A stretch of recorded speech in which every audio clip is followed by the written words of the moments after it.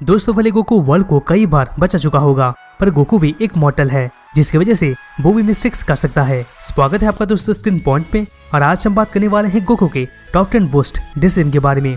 दोस्तों video start करने से पहले अगर आप हमारे चैनल पे नए हैं तो दोस्तों सब्सक्राइब करें ताकि इस रिलेटेड कोई वीडियो आप मिस न कर सके। दोस्तों ड्रैगन बॉल फ्रेंचाइजी का जितना रेपुटेशन रह चुका है उतना बहुत ही कम एनिमे सीरीज का रेपुटेशन रहा है। एक तरफ से ड्रैगन बॉल सीरीज बहुत ही एंजॉयबल होता है और इसके प्रोटैगनिस्ट को यानी दोस्तों गोकू को फैंस बहुत ही ज्यादा पसंद करते हैं। गोकू बहुत बार अर्थ को बचा चुका है और कई सारे थ्रेट से भी प्रोटेक्ट कर चुका है, पर दोस्तों कभी कभी गोकू से भी मिस्टेक्स हो जाते हैं और कभी कभी गोकू भी गलत डिसीजन ले लेता है।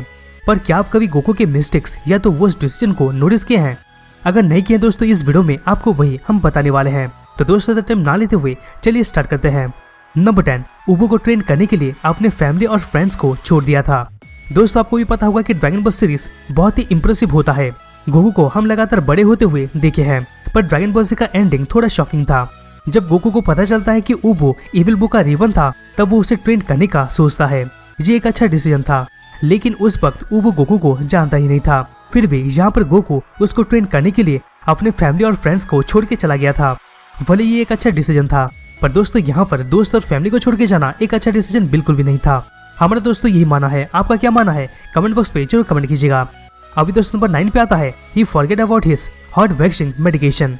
दोस्तों सीरीज में एक ट्विस्ट तब आया था जब फ्यूचर से फ्यूचर ट्रंक्स गोकू को एंड्रॉइड के बारे में वार्न करने आया था, पर साथ में वो गोकू को ये भी बताया था कि वो एक हार्ट का बीमारी से मर जाएगा।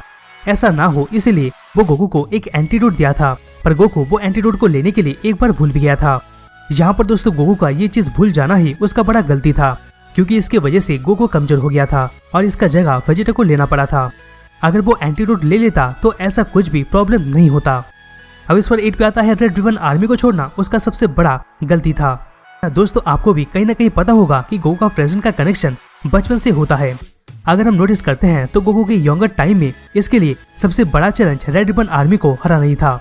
इसमें दोस्तों कोई शक नहीं है कि गोकू रेड रिबन आर्मी को हराया नहीं था, पर वो कुछ मेन मेंबर्स को छोड़ दिया था, जैसे कि दोस्तों डॉक्टर गिरो ही एंड्रॉइड और सेल को क्रिएट किया था, जिसकी वजह से कितना तबाही हुआ था।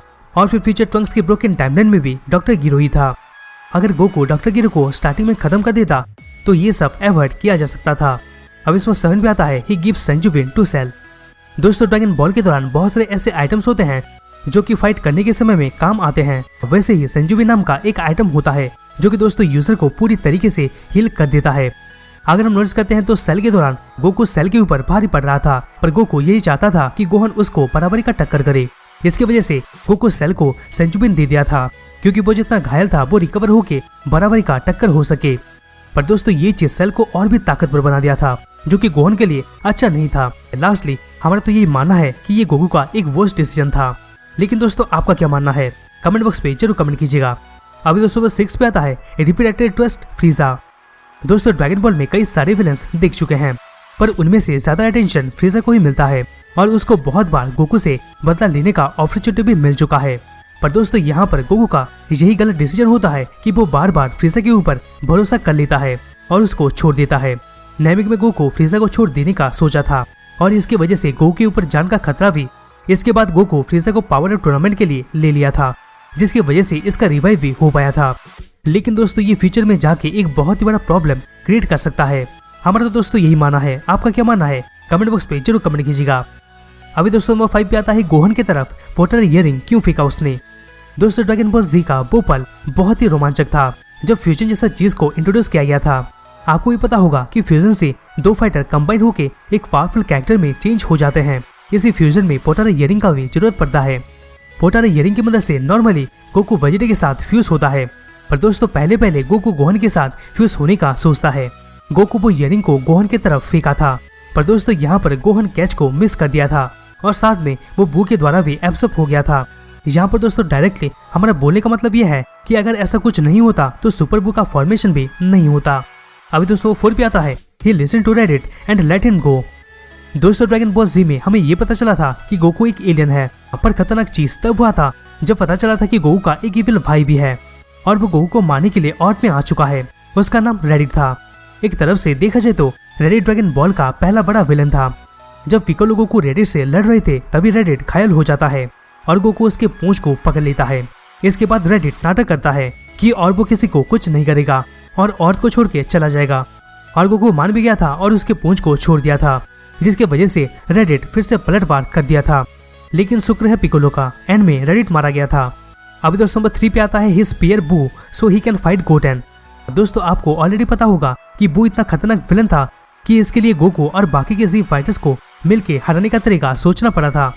इसी दौरान गोकू सुपर सेन 3 ट्रांसफॉर्मेशन को अचीव कर लिया था और एक तरफ से देखा जाए तो ये फॉर्म को गोकू ठीक टाइम में अचीव कर लिया था, क्योंकि दोस्तों ये फॉर्म की मदद से गोकू बू को हरा सकता था।